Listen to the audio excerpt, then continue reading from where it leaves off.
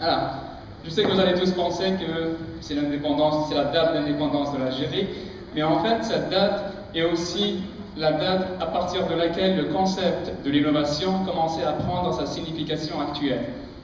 50 ans plus tard, l'innovation est devenue un élément central dans toute activité ou organisation humaine.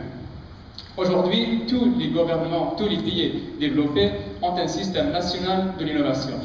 C'est quoi l'innovation et pourquoi est-ce si importante aujourd'hui?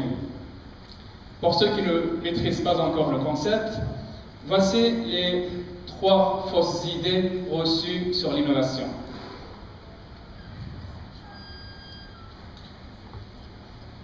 Dès qu'on commence à parler de l'innovation en général, on parle du nombre de brevets. Vous pouvez avoir 1 million de brevets par jour, ce n'est pas pour autant que vous allez avoir de l'innovation. Voici une manière très simple de le comprendre. Vous remarquez un besoin urgent dans la société, vous avez une idée originale pour résoudre le problème et vous réalisez votre idée sous forme d'un nouveau produit ou d'un processus. C'est une invention et vous pouvez la protéger avec un brevet. Vous essayez de vendre ce produit aux gens et personne n'est intéressé. Votre cousin arrive, apporte quelques modifications à votre produit, il le rend plus simple, moins cher. Résultat, tout le monde achète son produit. C'est une innovation. Vous êtes un inventeur, votre cousin est un innovateur. L'innovation ne nécessite pas d'avoir ou de trouver quelque chose de nouveau, mais nécessite de transformer quelque chose, même de vieux, pour avoir un impact social et économique. L'impact, c'est le mot qui définit l'innovation. Sans impact sur les gens, ce n'est qu'une invention. Prenez l'exemple de l'iPod, j'en ai un ici. C'est le baladeur numérique commercialisé par Apple en 2001. L'iPod était une grande innovation technologique, mais Apple n'a rien inventé. Avant l'iPod, il y avait des baladeurs numériques commercialisés, des MP3. Avant iTunes, il y avait des services qui vendaient de la musique sur Internet. Ce que Apple a fait, c'est de mettre tout ça ensemble et de le rendre plus simple à utiliser et surtout plus beau à porter. C'est cela l'innovation. La deuxième idée reçue est de considérer que l'innovation est une affaire d'entreprise. D'ailleurs, dans les pays développés, dès qu'on veut faire financer l'innovation, on finance les grandes entreprises. En général, les grandes entreprises ne font pas de l'innovation. Il y en a certains qui le font, mais en général, elles ne le font pas parce qu'elles ont déjà un produit sur le marché et qui marche très bien, et tout ce qu'elles font, c'est de l'optimisation commerciale et industrielle. L'innovation, c'est d'abord une œuvre individuelle. Ça commence toujours par un individu qui a une idée et qui veut changer les choses.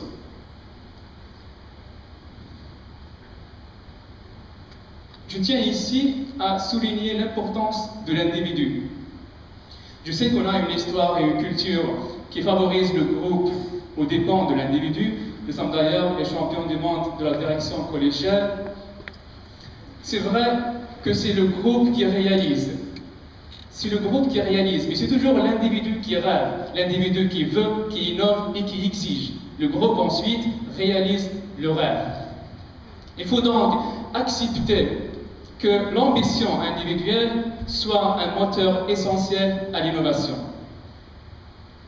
La troisième idée reçue sur l'innovation, c'est de considérer que l'innovation est forcément technologique. L'innovation est une culture qui doit toucher à tous les domaines.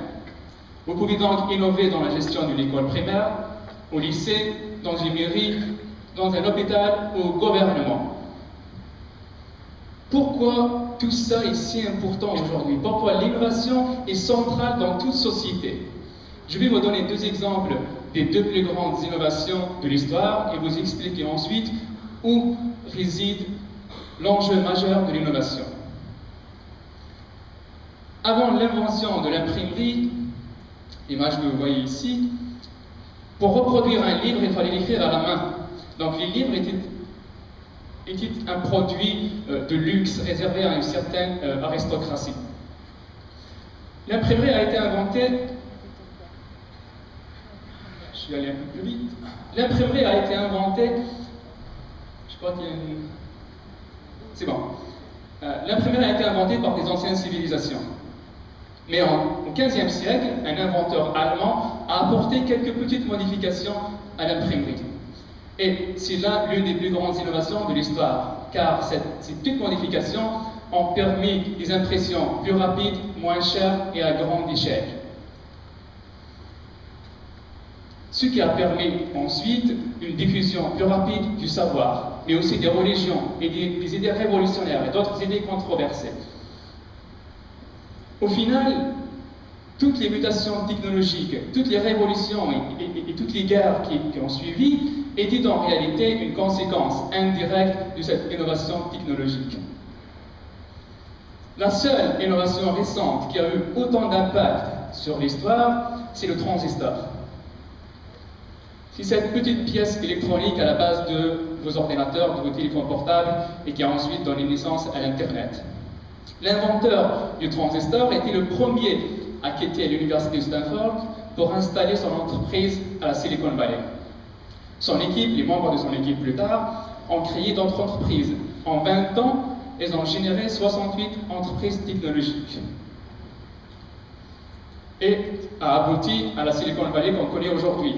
Et tous les bouleversements géopolitiques qu'on observe aujourd'hui dans le monde sont en réalité véhiculés, mais ça vous le savez déjà, par les technologies inventées à la Silicon Valley.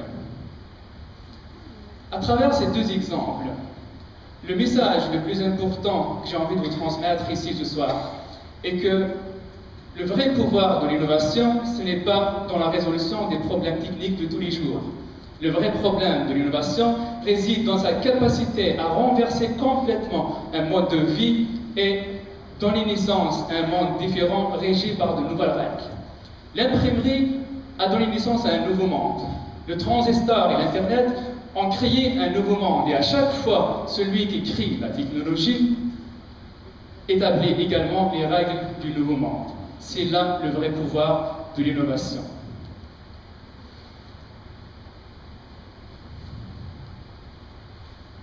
Généralement, quand on entend ça souvent de la part des politiques, quand ils parlent de construire un système national de l'innovation. Ce qu'il faut savoir lorsqu'on veut construire un système national de l'innovation, c'est qu'il s'agit d'un écosystème. Pourquoi on parle d'un écosystème? C'est parce qu'il ne se fait pas de verser des tonnes d'argent et de moyens dans un endroit, qu'il soit incubateur technologique ou pépinière d'entreprise, et espérer que les entreprises innovantes bourgeonnent. Dans un écosystème de l'innovation, l'élément central, c'est le talent. C'est l'individu qui veut et qui a une idée pour changer les choses. Et la première tâche alors, c'est de pouvoir le détecter. La première tâche d'un écosystème, c'est de détecter ce talent, de savoir où il est. Vous ne pouvez pas imaginer, et je dis ça avec tristesse, le nombre de jeunes de talent que j'ai croisés pendant ma scolarité ici en Algérie ou dans la diaspora algérienne. Des jeunes qui étaient de loin meilleurs que moi, mais à cause d'être ignorés, à force d'être ignorés, ils avaient fini par accepter des métiers qui étaient en deçà de leur ambition. Ce qui est rare, ce n'est pas le talent, ce sont les gens qui peuvent le détecter au bon moment. Une fois, et bien sûr cette détection, elle peut et elle doit se faire à travers les universités, les lycées, les écoles primaires, les centres de formation, les centres de recherche, les organisations privées ou les associations, à travers l'organisation de concours à toutes les échelles, à tous les niveaux. La compétition est nécessaire pour trouver les meilleurs. Après la détection, une fois qu'on a trouvé ces talents, la seconde étape importante, et qui est ignorée non pas seulement ici, mais aussi dans les pays développés, c'est la médiatisation. Et il faut faire connaître le talent. Et c'est là qu'intervient le rôle des médias, ou ce que je préfère des fois appeler le showbiz de l'innovation. J'aimerais bien qu'on arrive à parler des talents technologiques de la même façon qu'on parle des talents artistiques ou footballistiques. Pourquoi il faut faire ça? Parce qu'une fois le talent est médiatisé, il aura un meilleur accès aux investissements, mais aussi aux opportunités et aux réseaux. Car une entreprise ne se rapproche, les entreprises en général, elles se rapprochent pour aider ces jeunes. mais elle se rapproche plus facilement lorsque le jeune est médiatique. Parce qu'elle voit en lui non pas seulement un potentiel technologique, mais aussi un potentiel publicitaire. La réalité est que plus vous êtes populaire, plus les gens sont disposés à vous aider. Donc il faut mettre ça au service de l'innovation. Je ne vais pas vous parler des autres étapes qui sont là, parce que après la médiatisation, il faut bien accueillir le talent dans un centre, dans un incubateur, financer ces idées pour qu'elles puissent arriver au marché et avoir un impact. Toutes ces étapes sont connues par les gens du métier. Je ne peux pas vous parler d'un écosystème de l'innovation sans vous parler du moteur central de cet écosystème.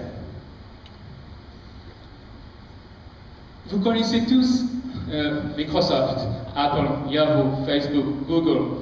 Toutes ces entreprises, toutes, ont été fondées et dirigées, je dis bien fondées et dirigées par des jeunes dont l'âge se situe entre 19 et 31 ans.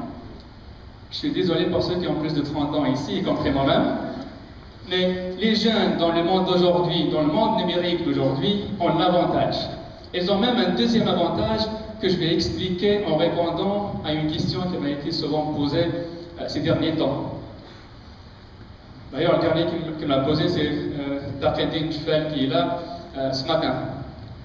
Monsieur Abbas, vous avez 33 ans et vous allez diriger un laboratoire de recherche aux États-Unis. En fait, 33 ans, c'est déjà tard. La moyenne d'âge pour diriger un laboratoire de recherche aux États-Unis est de 30 ans. Donc, la bonne question, c'est quoi? Comment peuvent-ils faire confiance à ce point à des jeunes? Comment peuvent-ils mettre un laboratoire de recherche et $1 million dans les mains d'un jeune de 30 ans? C'est parce qu'ils savent que le pic de l'innovation est entre 20 et 40 ans. Ils savent que les jeunes ont deux propriétés fondamentales à l'innovation, même si elles sont mal vues par la société. Le premier, c'est la prise de risque. Il faut bien prendre des risques pour innover. Et on sait bien qu'on n'a pas le même goût du risque à 25 ans qu'à 45 ans. La deuxième, excusez-moi,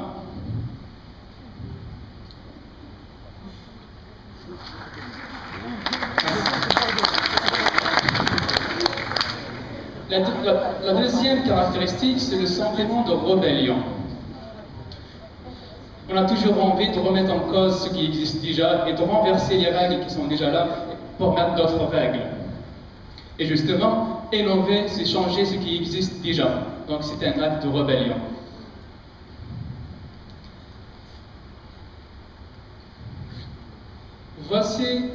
Voilà une expression qui m'exaspère. Dès qu'un jeune fait un faux pas, on met ça sur le dos de sa jeunesse. Donc vous pouvez entendre ça à 25 ans, à 30 ou même à 40 ans. Une erreur de jeunesse, c'est quand vous avez 15 ans et que vous avez promis le mariage à la fille du voisin. Ça, c'est une erreur de jeunesse.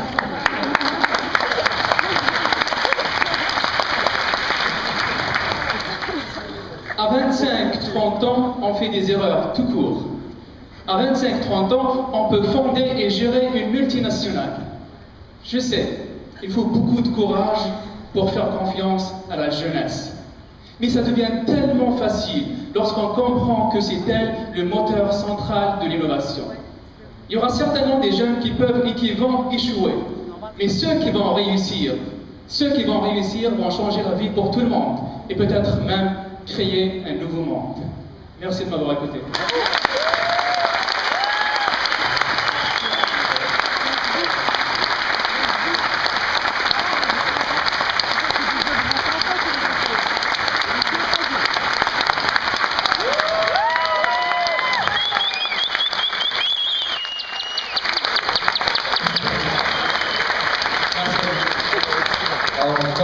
Moi j'ai une petite question, je t'en profite, hein, petite question qui n'était pas là, s'il vous plaît, on le garde encore une petite minute.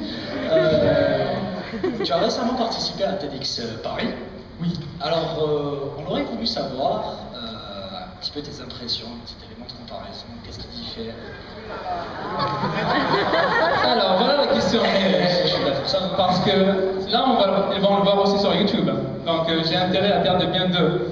Mais franchement, c'est énorme. Ça, c'est énorme. Je l'ai dit d'ailleurs aux jeunes qui ont organisé ce TEDx. Je parlais d'innovation d'ailleurs. Ces jeunes-là n'ont pas créé TEDx, ils n'ont pas inventé TEDx, mais ils ont su l'adapter pour le ramener ici et avoir un impact sur des centaines de gens qui sont ici ou des milliers qui sont sur Internet. C'est de l'innovation. Ces jeunes-là, qui sont peut-être au dernier étage, sont des innovateurs. Et quand j'ai vu ça, je leur ai dit, c'est un mouvement. C'est pas seulement... C'est la première fois en Algérie qu'on essaie de changer les choses à travers les idées, et non pas avec les pneus. Donc, ça...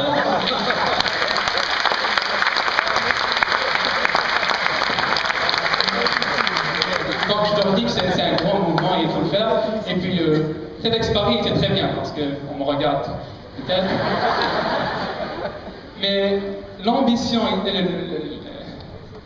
les gens, les volontaires et toute l'équipe qui est là, franchement, chapeau.